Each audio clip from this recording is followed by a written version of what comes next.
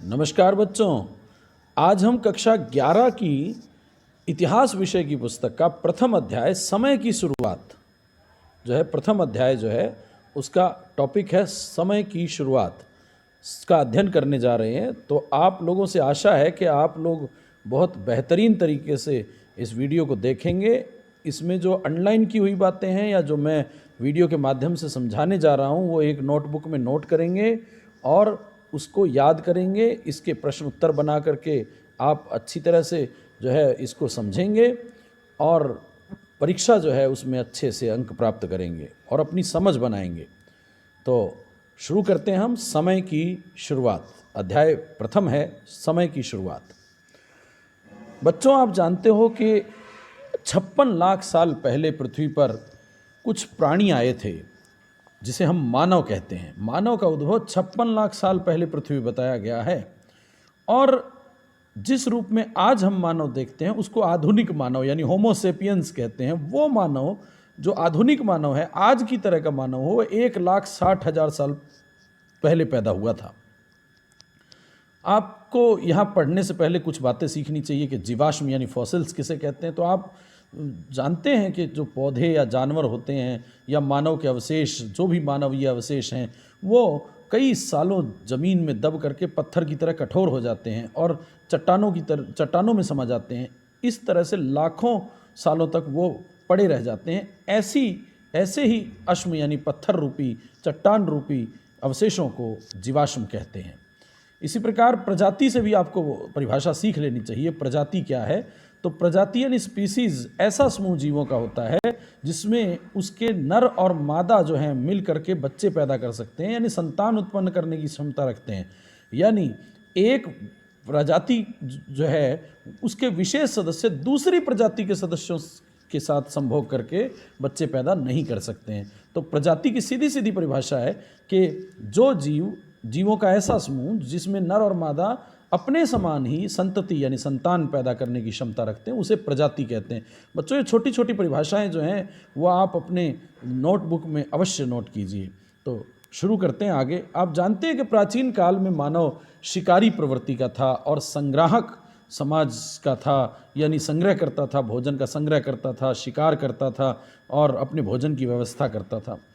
आज हमें आदि मानव के इतिहास की जानकारी करने के लिए जो चीज़ें मिलती हैं वो मानवीय जीवाश्म हैं और उनके औजार हैं जो, और गुफाओं में जो चित्रकारी की हुई है उनसे मिलते हैं। तो हमें प्राचीन मानव के बारे में जानकारी, आदि मानव के बारे में जानकारी जीवाश्मों से, पत्थर के औजारों से और गुफाओं की चित्रकारियों से मिलती है। मानव का विकास जो है वो एक क्रमिक रूप से हुआ, मानव धीरे धीरे विकसित हुआ। इस बात का साक्ष्य हमें उनकी प्रजातियों के जीवाश्मों से मिलता है जो अब लुप्त हो चुका है। तो प्रजातियां क्या हैं वो आपको अभी मैंने बताया था। देखिए बच्चों कि एक जर्मनी के डेसेलडॉर्फ नगर के पास जब मजदूर कुछ नियंडर घाटी में जो है चूने के पत्थरों की खान में खुदाई कर रहे थे तो खोपड़ी और अस्थि पंजर मिले और ये चीज़ें स्थानीय स्कूल के शिक्षक कार्ल फुलरोट था उसको सौंप दी गई। उसने जो कार्ल फुलरोट था, अध्यापक था, उसने वो प्राकृतिक इतिहासज्ञ थे, इतिहास के विशेषज्ञ थे। जांच में उन्होंने पाया कि ये जो खोपड़ी मिली है नियंडरथल घाटी से, वो खोपड़ी आधुनिक मानव की नहीं है। और फिर उन्होंने प्लास्टर से उस खोपड़ी का ढांचा बनाया, उस जैसा एक ढांचा, उस पे शेप बनाई और वान विश्वविद्यालय के शरीर रचना विज्ञान के एक प्रोफेसर जो थे हरमन सॉफ हुसैन के पास भेज दिया। और कुछ समय बाद हरमन फॉस हुसैन जो हैं उन्होंने बताया कि ये आधुनिक मानव नहीं है, ये जो है बहुत प्राचीन समय का मानव है। तो ये बात जो है जीवाश्म से पता लगी। आप देख रहे हैं ये चित्र में कि जीवाश्म प्राप्त करना कितनी कठिन प्रक्रिया होती है। जीवाश्म आसानी से इतिहास व के पुरातत्ववेत्ता नहीं प्राप्त कर सकते, उसके लिए बहुत जो है धैर्य की आवश्यकता होती है। और आप देख रहे हैं कि चित्र में यहाँ दिखाया हुआ है कि एक व्यक्ति जो है वो जीवाश्म तैयार कर रहा है और उसके पास जो एक वर्गाकार ये चौखट दिखाया गया है, जाली या ग्रिड जो है 10 सेंटीमीटर के वर्गों का जो इसमें बंटवारा किया गया है, उसके आधार पे क्षैतिज वर्गीकरण क्षैतिज स्थिति का पता लगाता है, मतलब सीधी ज़मीन पे प्लेन स्थिति का पता लगता है। और पास में ये जो थोड़ा फीका सा दिख रहा है त्रिभुजाकार आकृति वाला जो उपकरण है वो ऊर्ध्वाधर स्थिति यानी खड़ी स्थिति का, गहराई की स्थिति का जो है जीवाश्म वगैरह या अन्य जानकारी प्राप्त करने के लिए किया जाता है। यहाँ आप देख रहे हैं कि दूसरे चित्र में आपको जीवाश्म के एक टुकड़े के चारों ओर जो चूना पत्थर का लेप है उसको हटाते हुए कितनी सावधानी से हटाया जाता है और कितना कौशल और धैर्य की आवश्यकता होती है, यही बात जो है एक इतिहास पुरातत्ववेत्ता को ज़रूरी होती है। तो आप देख रहे हैं जीवाश्म जो है प्राप्त करना बहुत आसान काम नहीं है। तो जो खोपड़ी प्राप्त हुई थी अभी निएंडरथल मानव, मतलब सबसे पहली बार खोजा गया निएंडरथल मानव था निएंडरथल से, लेकिन वो प्राचीन मानव जो है आधुनिक मानव नहीं था। मनुष्य के, बहुत इंपॉर्टेंट लाइन है, मनुष्य के क्रमिक विकास के अध्ययन के लिए एक घटना तब ज़्यादा प्रभावी हो गई जब 24 नवंबर 1859 1859 को घटी, जब मानव की उत्पत्ति के विषय में चार्ल्स डार्विन, आपने सुना ही होगा चार्ल्स डार्विन की पुस्तक on the origin of species प्रकाशित हुई थी 24 नवंबर 1859 को।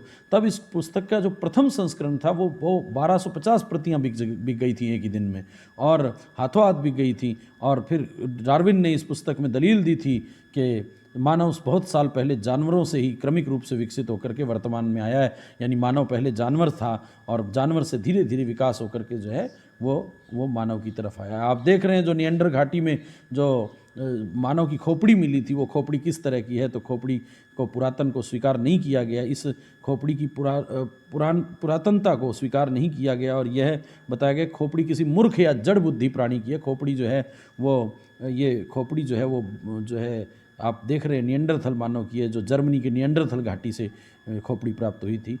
लेकिन हम बात करें कि मानव का विकास कैसे हुआ, मानव का विकास कैसे हुआ, तो आपको बता दें मानव जो है सर्वप्रथम जो है एक कपी प्राइमेट्स हुआ करते थे, प्राइमेट हुआ करते थे। प्राइमेट क्या चीज़ होती है आप समझ जाइए, आपके लिए शब्दावली बहुत काम की। आप देख रहे हैं स्क्रीन पर कि प्राइमेट क्या चीज़ है, मैंने हैश लगाया है उसके ऊपर, जिन बातों पे हैश लगा हुआ अंडरलाइन की हुई है बहुत अच्छे से उनको, जो उसी क्रम में जिस क्रम में मैं पढ़ा रहा हूँ उस क्रम में अच्छे से उनको नोट कीजिए, आपको बहुत अच्छे समझ में आने वाला है।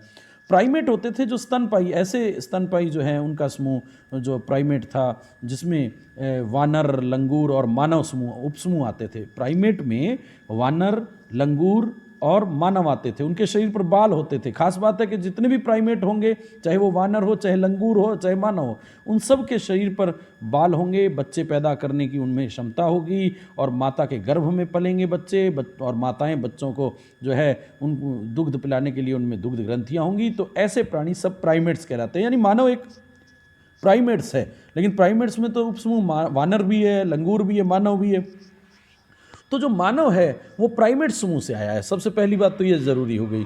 और मानव जो है उसकी खोपड़ियों की बात करें, यहाँ आप खोपड़ी दिख रही हैं, तो वानर यानी कपी है, तो वो सबसे पहले प्राइमेट्स में वानर से फिर जो आगे विकसित हुआ वो ऑस्ट्रेलोपिथिकस मानव की प्रजाति है, और फिर उसके बाद तीसरी आपको यहाँ होमो इरेक्टस दिख रही है, और चौथी होमो सेपियंस दिख रही है, जिसको प्रज्ञाशील या चिंतनशील मानव कहते हैं। हम आज के जो आधुनिक मानव हैं वो इस होमो सेपियंस से ही विकसित हुए हैं। तो जो है प्राचीन प्राइमेट्स से चल करके, वानर कपी से चल करके ऑस्ट्रेलोपिथिकस, होमो इरेक्टस और जो है होमो सेपियंस प्रजाति है। इनमें से सीधी खड़े होकर के चलने वाली, इससे पहले वाली जातियां जो हैं ये 4 पैरों पर चलती थी, मतलब जो है हमारे 2 पैरों पर चलने वाली, खड़े होकर के चलने वाली जाति जो है सबसे पहली होमो इरेक्टस थी। ये बात बहुत इंपॉर्टेंट है।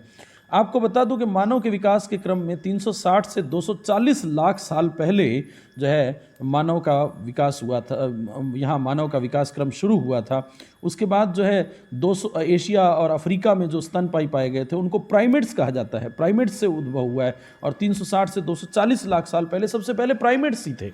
फिर उसके बाद 240 लाख साल पहले प्राइमेट श्रेणी में एक उपसमूह उत्पन्न हो गया, यानी प्राइमेट के ही 2 भाग हैं। प्राइमेट से ही एक उपसमूह आ गया होमिनाइड, याद रखिएगा होमिनाइड कहते थे। और उस होमिनाइड में वानर या ऐप आते थे, यानी कपी आते थे। तो आप देख रहे हैं कि सबसे पहले वाला जो है वो प्राइमेट्स में वानर या कपी होमिनाइड था। तो ये प्राइमेट्स में ही सबसे पहले होमिनाइड आ गए थे, और होमिनाइड जो है उसमें वानर या ऐप उपसमूह आता है। फिर बहुत समय बाद लगभग 56 लाख साल पहले जो है वो होमिनाइड से होमिनिड आ गए थे। होमिनिड जो है वो होमिनाइड का ही वर्ग है। तो यानी एक होमिनाइड था और फिर होमिनिड आया। नाइड बड़ा होता तो पहले आएगा और होमिनिड बाद में आएगा, होमिनिड बाद में आएगा। तो होमिनिड 56 लाख साल पहले हुए। और होमिनिड और होमिनाइड जो है उनके बारे में कुछ बातें करें तो उनमें अंतर बहुत है। होमिनाइडों का मस्तिष्क होमिनाइडों की तुलना में छोटा होता था। जिसका नाम बड़ा है वो छोटा होता था। देखिए, होमिनाइड बड़ा नाम है तो उसका मस्तिष्क छोटा होता था, और जो होमिनिड है उसका मस्तिष्क बड़ा होता था। होमिनाइड का मस्तिष्क, होमिनाइडों के बारे में बता रहा है कि होमिनाइडों का मस्तिष्क होमिनिडों की तुलना में छोटा होता था। यानी इनका जिसका नाम बड़ा है उसका मस्तिष्क छोटा होता था, और वो चौपाए होते थे, 4 पैरों पे चलते थे, यानी चारों पैरों के बल पे चलते थे। अभी हमने वानर कपी की बात की, ऐप की बात की, लेकिन उनके शरीर का अगला हिस्सा और अगले दोनों पैर लचकदार होते थे और लचीलापन बहुत होता था। इसके विपरीत जो होमिनिड हैं, होमिनाइड से ही आगे उपसमूह होमिनिड हैं, वो उनमें आप जानते हैं कि मस्तिष्क का आकार थोड़ा सा बड़ा हो गया था, और जो है सीधे खड़े होकर के पिछले 2 पैरों पर चलने वाले ये मानव होमिनिड हो गए थे। तो होमिनाइड और होमिनिड में आप अंतर अवश्य लिख लीजिएगा, अपनी नोटबुक में बना लीजिएगा।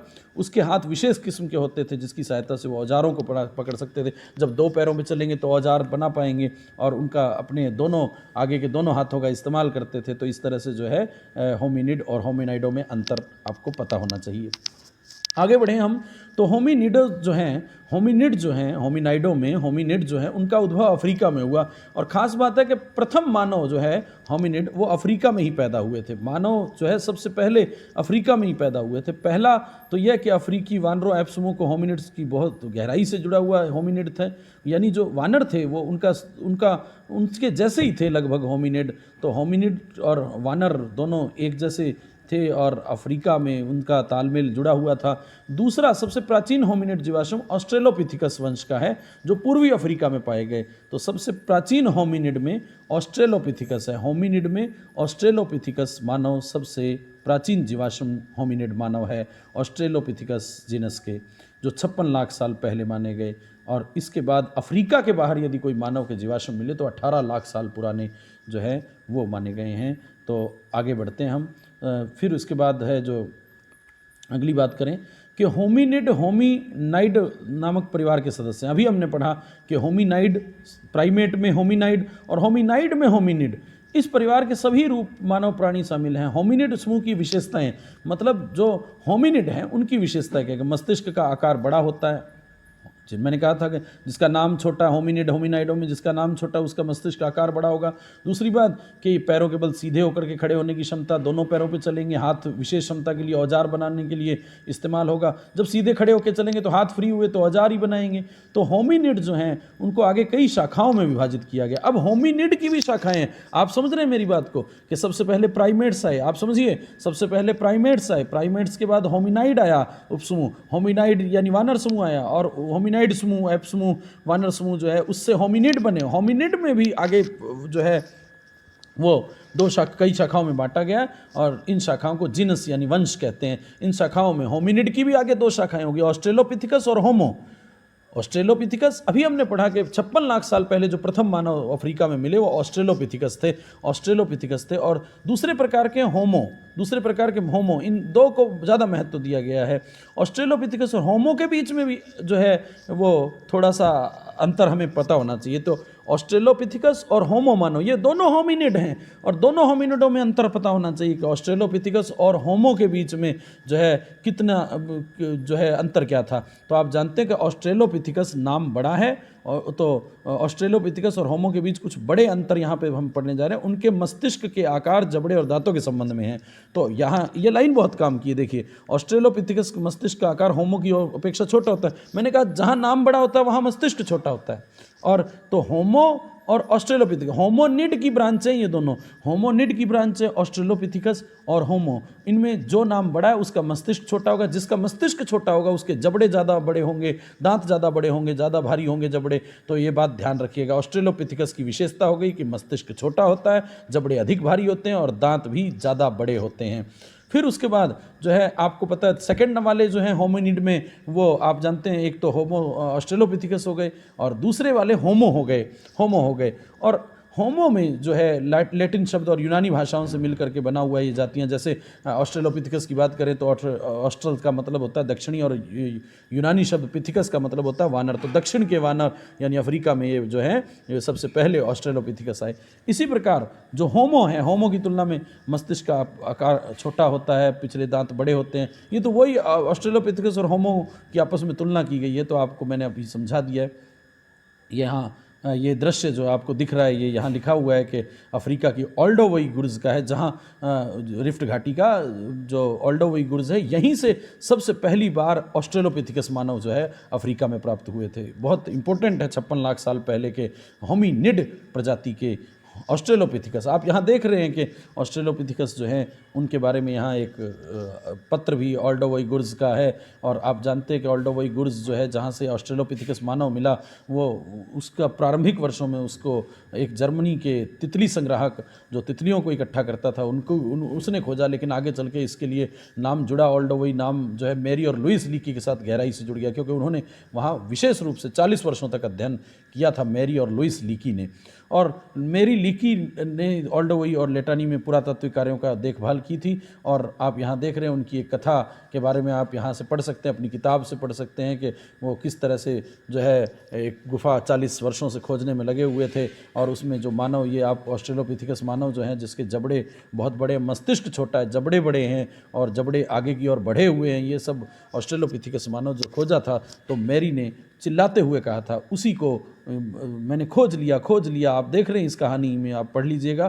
तो इस कहानी में उसने कहा कि मैंने उसे पा लिया। और ये जब पूछा गया इससे, तो मेरी ने कहा कि उसी को, बस उस आदमी को, हमारे आदमी को, उसी को जिसे 23 वर्षों से मैं खोज कर रहे थे, जल्दी आओ, मुझे उसके दांत मिल गए। तो इम्पोर्टेंट बात है ये कि ऑस्ट्रेलोपिथिकस जो मानव है उसके बारे में सबसे पहले जो है ओल्डोवई गुर्ज घाटी, रिफ्ट घाटी जो थी, उसमें खोजा गया था। आप गौर करें कि प्रारंभिक मानव की प्रजातियों को उनकी खोपड़ी के आकार और जबड़े की विशिष्टता के आधार पर बांटा गया है। जितने भी प्रारंभिक मानव की प्रजातियां मिली हैं उनको उनके खोपड़ी के आकार और जबड़े की विशिष्टता के आधार पर बांटा गया है।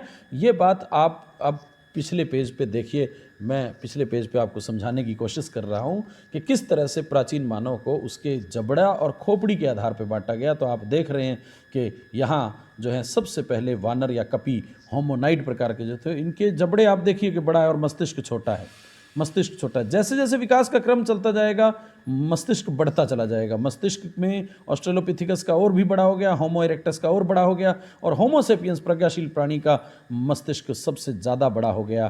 तो और जबड़े आप देखें कि जबड़े जो है पहले दांत लंबे बड़े और जबड़ा बाहर की ओर निकला हुआ, धीरे धीरे जबड़ा अंदर की ओर जाता हुआ दिखाई दे रहा है। और होमो सेपियंस मानव का जबड़ा छोटा और दांत अंदर की तरफ थे। आप समझ रहे होंगे कि मानव का विकास किस तरह से हुआ है। तो बहुत अच्छी तरह से तैयार कीजिएगा, इसको अच्छी तरह से तैयार कीजिएगा। इसी प्रकार आप देख रहे हैं हाथ का क्रमिक विकास भी देख रखा है कि जो चिंपैंजी, आपको ये वाला कै पॉइंट में चिंपैंजी का हाथ दिख रहा है कि ये ठीक और सूक्ष्म पकड़ दिखाता है, मतलब छोटी पकड़ है इसकी, ज़्यादा अच्छी पकड़ नहीं है। सूक्ष्म से मतलब ज़्यादा अच्छी पकड़ नहीं है। लेकिन आगे चल के होमिनिड मानव जो था ऑस्ट्रेलोपिथिकस वगैरह आप पढ़ रहे हैं, होमो, उसमें पकड़ थोड़ी सी देखिए बननी शुरू हो गई। और ख़ास बात है चिंपैंजी कभी भी अपने अंगूठे और उंगली को, जैसे हम पेन पकड़ लेते हैं तो इस उंगली को और इस अंगूठे को आपस में मिला नहीं सकता है, लेकिन आप देखिए कि आगे के मानव सब मिला सकते हैं। और गै पॉइंट में आप देखिए कि मनुष्य जो आधुनिक मानव है उसकी पकड़ और भी ज़्यादा गहरी हो गई है। तो पकड़ने की क्षमता सबसे ज़्यादा यहाँ विकसित हुई, यानी गै पॉइंट में, यानी आधुनिक मानव में, होमो सेपियंस में। लेकिन चिंपैंजी में जो है वो बहुत कम थी, सूक्ष्म थी। आगे बढ़ रहे हैं हम। यहाँ एक बात ये भी लिखी हुई है कि होमोनाइड बंदरों की तरह कई प्रकार के भिन्न थे। उनका शरीर, यानी बंदर नहीं थे, वानर कपी ऐप थे, लेकिन होमोनाइड बंदर नहीं थे। वो बंदरों की तुलना में उनका शरीर बड़ा होता था और उनकी पूंछ नहीं होती थी। ये बात ध्यान रखनी है। और बंदर और वानर में फ़र्क है। होमोनिडों के विकास और निर्भरता की अवधि भी अधिक लंबी होती थी। ये सब यहाँ लिखा है। आगे मैं बात कर रहा हूँ कि जो हमने आगे पढ़ना है कि किस तरह से खोपड़ियों के आधार पर बांटा। तो ये यहाँ आपने पढ़ा कि प्रारंभिक मानव को प्रजातियों उनकी खोपड़ियों के और जबड़े के आधार पर, विशेषता के आधार पर बांटा गया। ये विशेषताएं सकारात्मक प्रतिपुष्टि व्यवस्था, पॉजिटिव फीडबैक मैकेनिज्म। तो आपसे छोटा प्रश्न ये भी पूछा जा सकता है कि पॉजिटिव फीडबैक मैकेनिज्म क्या चीज़ है। तो मैकेनिज्म क्या चीज़ है। तो आप समझिए इस चित्र के माध्यम से कितना अच्छा एनसीईआरटी की बुक्स में समझा रखा है कि सकारात्मक प्रतिपुष्टि व्यवस्था यानी पॉजिटिव फीडबैक मैकेनिज्म क्या है। तो आप देख रहे हैं कि यहाँ कोई भी एक चीज़ यदि बढ़ जाती है, एक चीज़ के गुण ज़्यादा आ जाते हैं तो दूसरी चीज़ अपने आप प्रभावित हो जाती है। यही बात इसमें समझाई है कि यदि आप जानते हैं कि होमो जो थे, जो होमिनिड थे, वो सीधे खड़े होकर चलने लग गए। होमोनाइड नहीं, होमोनाइड तो 4 पैर पे चलते थे क्योंकि होमोनाइड बड़ा है, उसके मस्तिष्क का आकार छोटा था। लेकिन होमिनिड जो थे उनके मस्तिष्क का आकार होमोनाइडों से छोटा हो गया और सीधे खड़े होकर के चलने लग गए थे। अब आप सोचिए कि सीधे खड़े होकर चलने लगे तो ये तीर का निशान बता रहा है कि जब सीधे खड़े होकर चलेंगे तो जो 2 हाथ हैं वो आगे के 2 पैर यानी हाथ जो हैं वो बिल्कुल फ्री हो गए, स्वतंत्र हो गए। जब स्वतंत्र हो गए तो वो औजार का इस्तेमाल करने वाले हो गए और बच्चों को इधर उधर और चीज़ों को इधर उधर ले जाने के लिए जो है वो मुक्त हो गए थे हाथ। तो इस क्षमता के कारण से एक सकारात्मक क्षमता विकसित हुई। और जब आप पता है कि हाथ फ्री होंगे तो औजार बनाएंगे तो एक क्षमता नहीं आ जाएगी, और जब औजार बनाएंगे तो हाथों का इस्तेमाल करेंगे तो दोनों पैरों से ही चलेंगे। तो एक दूसरे को जुड़ी हुई ये एक सकारात्मक चीज़ लगातार चल रही है। आप दूसरी तरफ चलें तो औजार बनाने की क्षमता यदि आएगी तो इसका मतलब उनके मस्तिष्क में वृद्धि होगी, और मस्तिष्क में वृद्धि होगी तो आधुनिक मानव का विकास होकर के उसकी आँखें ज़्यादा सक्रिय हो जाएंगी, उसकी आँखें ज़्यादा सक्रिय हो जाएंगी। भोजन और शिकार के लिए वो लंबी दूरी तक भी चलेगा जब उसको 2 पाँव पे चल के जाना होगा। तो इस तरह से जो है ये जब ये सब होगा तो औजार बनाने की क्षमता आएगी, औजार बनाने की क्षमता आएगी तो सीधे खड़े होकर के चलेंगे, सीधे खड़े होकर चलेंगे तो लंबी दूरी तक चलेंगे। हर बात, हर पहलू एक दूसरे से जुड़ा हुआ है, यानी हर चीज़ एक दूसरे को सकारात्मक प्रतिपुष्टि दे रही है, और यही सकारात्मक प्रतिपुष्टि का सिद्धांत था। आप बहुत अच्छे से इसको कीजिएगा। तो यहाँ 2 पैर पर, उदाहरण के लिए यहाँ पे लिखा हुआ है, 2 पैर पर खड़े होने वाले चलने की क्षमता, हाथ या बच्चों को चीज़ें उठा करके ले जाने के लिए मुक्त हो गए, और जो जो हाथों का इस्तेमाल बढ़ता गया त्यों त्यों 2 पैरों पर खड़े होने की क्षमता भी बढ़ती गई। तो ये प्रतिपुष्टि थी, एक दूसरे से जुड़ी हुई थी। इसके बाद 25 लाख साल पहले ध्रुवीय हिमाच्छादन से जो है बर्फ़ वगैरह पड़ी, तो ये कोई विशेष नहीं है, मैं इसको नहीं पढ़ने वाला हूँ। होमो शब्द की बात, अभी हमने ऑस्ट्रेलोपिथिकस, होमो जो शब्द था, होमो जो था, होमोनाइड और होमोनिड में होमो जो जाति थी, होमोनिड में ऑस्ट्रेलोपिथिकस था। ऑस्ट्रेलोपिथिकस में, ऑस्ट्रेलोपिथिकस का मतलब हमने दक्षिण के वानर पढ़ा, उसी में एक वंश था होमो। होमो जो है वो लैटिन भाषा का शब्द है जिसका मतलब होता है आदमी, यानी इसमें पुरुष और स्त्री सभी शामिल हैं। होमो की कई प्रजातियां हैं। अब ऑस्ट्रेलोपिथिकस और होमो जो होमिनिड के प्रकार थे, ऑस्ट्रेलोपिथिकस और होमो, वो होमो को भी कई भागों में बांटा गया है। जैसे होमो हैबिलिस, औजार बनाने वाले, सबसे प्राचीन जो है होमो हैबिलिस थे होमो में। और होमो इरेक्टस, सीधे खड़े होकर के पैरों के बल चलने वाले होमो इरेक्टस थे। और तीसरे होमो सेपियंस है, प्रज्ञाशील चिंतनशील मानव। और आज का आधुनिक मानव होमो सेपियंस है। ये बात ध्यान रखिएगा। अब बात करते हैं कि होमो में भी 3 प्रकार के थे, होमो हैबिलिस, होमो इरेक्टस और होमो सेपियंस। और होमो सेपियंस 4 थे वैसे तो।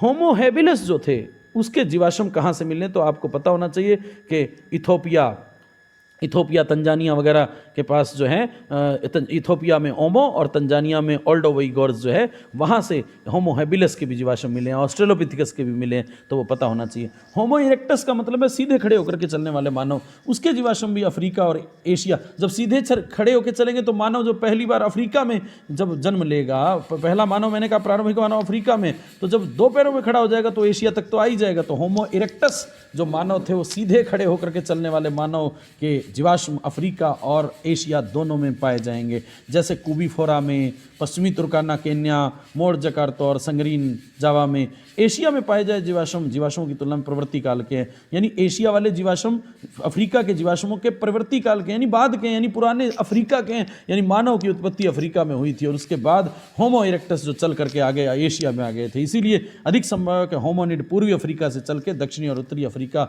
और पूर्वोत्तर एशिया में बाद में आए थे। तो इस तरह से जो है आप समझ रहे होंगे ये अफ्रीका है, और अफ्रीका में जो है इथोपिया वगैरह, ये यहाँ इथोपिया है, और ये तंजानिया है, यहीं ये तंजानिया है, और इसके पास यहीं ओल्डोवर्स गुफा है, यहीं पास में ओल्डोवर्स गुफा है, और वहाँ से मानव जो चल करके अफ्रीका के सारे भाग में पहुँचा और वहीं से फिर एशिया की तरफ भी आ गया था। आगे बढ़ रहा हूँ मैं।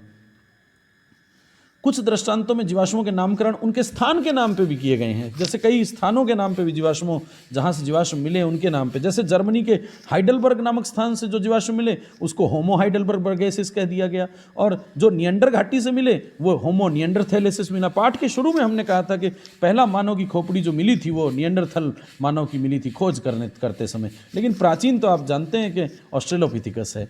यूरोप में मिले सबसे पुराने जीवाश्म, यूरोप की बात करें, एशिया और अफ्रीका की नहीं, अब यूरोप में जो जीवाश्म मिले उसमें सबसे प्राचीन जीवाश्म यूरोप के होमो हाइडलबर्गेसिस जर्मनी में, और जर्मनी के हाइडलबर्ग शहर में, और होमो नियंडरथैलेसिस नियंडरथल घाटी में।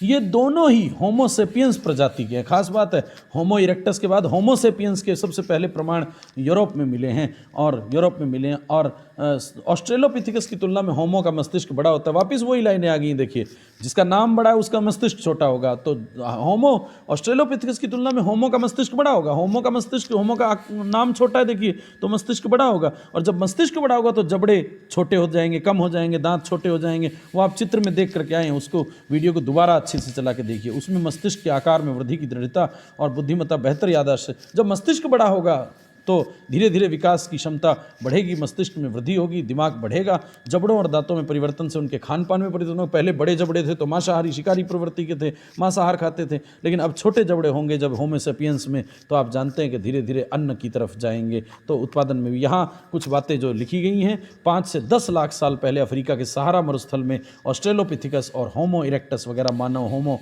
प्रजाति के प्रारंभिक होमो या होमो इरेक्टस मानव मिले।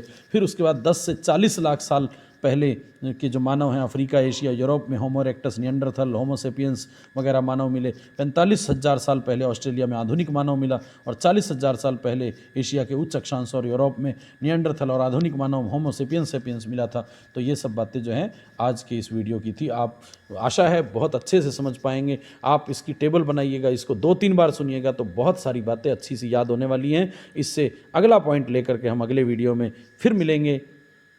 धन्यवाद।